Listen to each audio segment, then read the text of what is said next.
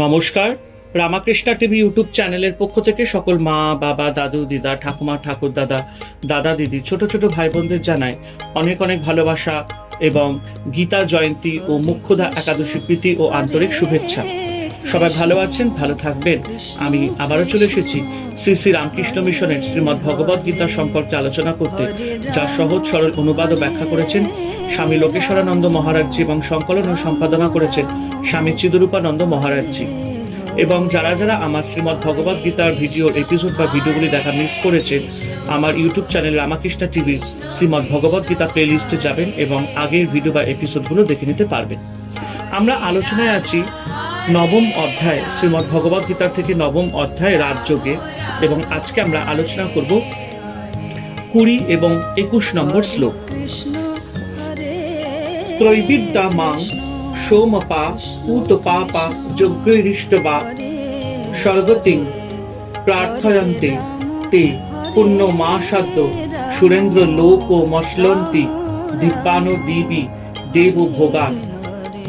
অর্থাৎ ভগবান বলছেন, ত্রিবেদজ্ঞ ব্যক্তিরা অগ্নিষ্টম প্রভৃতি নানাবিধ যজ্ঞের দ্বারা আমার পূজা করেন এবং যজ্ঞ শেষে সোমরস পানে নিষ্পাপ হয়ে স্বর্গলাভ প্রার্থনা করেন।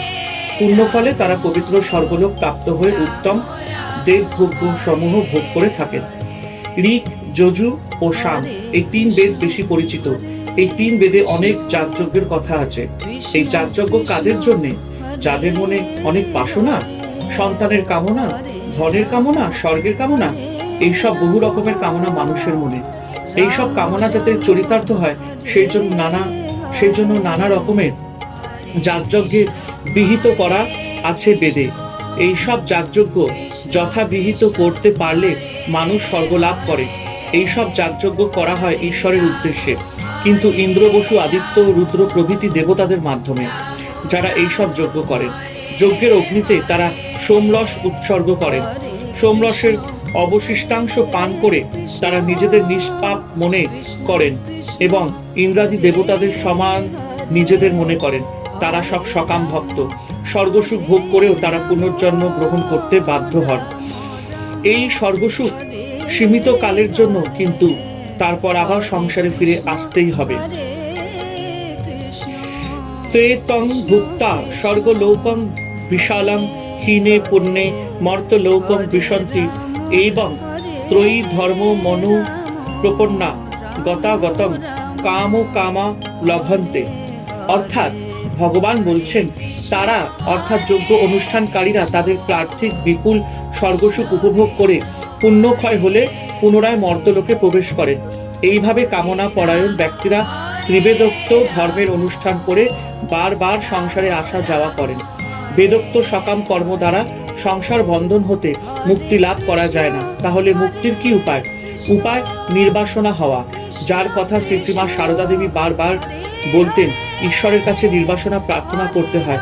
আর যদি আমাকে দেহ ধারণ করতে হয়, তাহলে তা করব লোক কল্যাণের জন্য, বহু জনহিতায়, বহু জনসুখায় অথবা ঈশ্বরার্থে।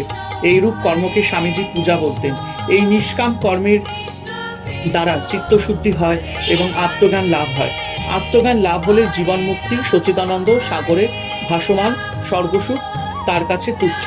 অতএব ভগবানকে লাভ করতে হলে নিজেকে সম্পূর্ণরূপে তার চরণে উৎসর্গ করতে হবে। এই উৎসর্গ না হলে তার সঙ্গে নিবিড় যোগ, প্রকৃত মিলন সাধিত হয় না। আমাদের অহমিকাকে একেবারে মুছে ফেলতে হবে। সমগ্র জীবন ঈশ্বরের উদ্দেশ্যে উৎসর্গ করতে হবে। প্রতিটি কর্মের উদ্দেশ্য হবে ভগবানের প্রীতি সাধন ও তার মঙ্গল সাধন। সকাম কর্মের ফল যাই হোক না কেন, তা ক্ষণস্থায়ী। তা আমাদের বহির জগতে ক্ষুধা মেটাতে পারে।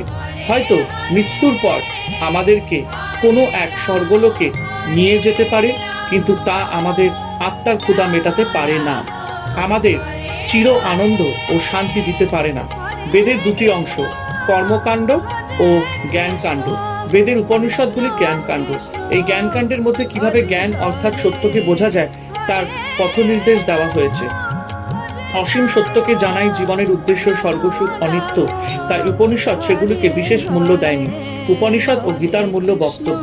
নিজের মধ্যে অনন্ত আত্মাকে উপলব্ধি করে এই পৃথিবীতেই স্বর্গ রচনা করুন। ইহৈব ইহৈব, এই দেহে, এই পৃথিবীতেই আমরা সেই পরম বস্তু উপলব্ধি করতে পারি। তার জন্য এখানে ওখানে সুখের জন্য ছোটাছুটি করার প্রয়োজন নেই। সেই অনন্ত এবং অবিনাশী আত্মা হলো আমাদের যথার্থ রূপ। সেই স্বরূপকে প্রকাশ করতে হবে এবং নিজের আত্মাকে সকল জীবের মধ্যে দেখতে হবে।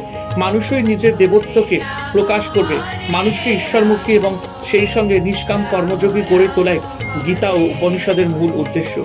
ঈশ্বরকে ভালোবাসাই জীবনের প্রধান উপাসনা। হরে কৃষ্ণ কৃষ্ণ কৃষ্ণ হরে হরে, হরে রাম রাম রাম হরে হরে। জয় শিব শম্ভু, জয় দেবী দুর্গা দুর্গতি নাশিনী, জয় মা কালী। ওম নমো ভগবতে বাসুদেবায় নমঃ।